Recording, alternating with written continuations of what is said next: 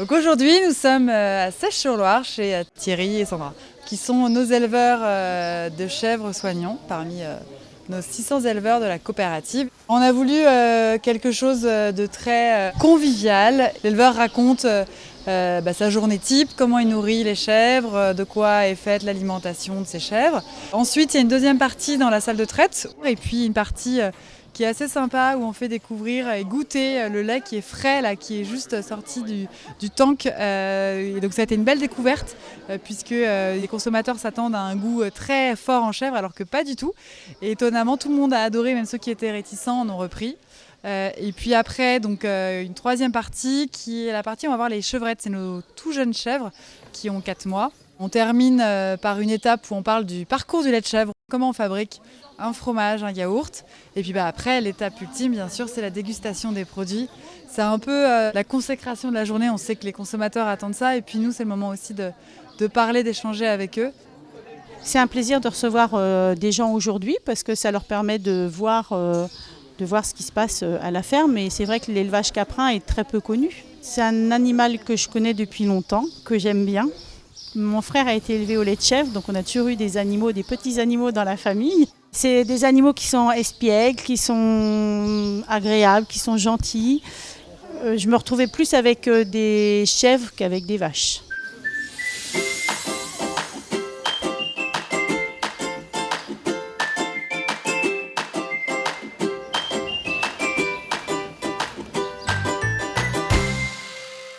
C'était intéressant de voir comment était fabriqué le fromage de chèvre, le yaourt de chèvre.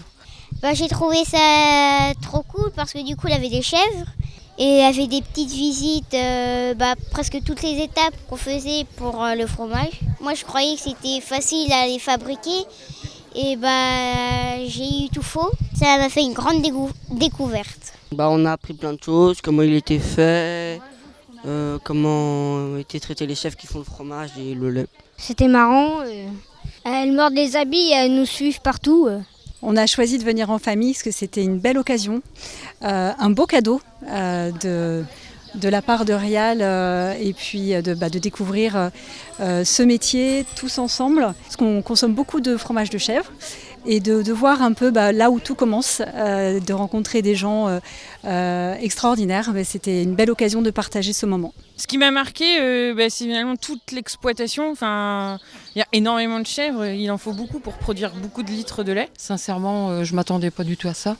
Nous avons découvert la traite, l'alimentation. C'était super intéressant. Les enfants en fait ont rarement l'occasion de pouvoir voir des animaux de près.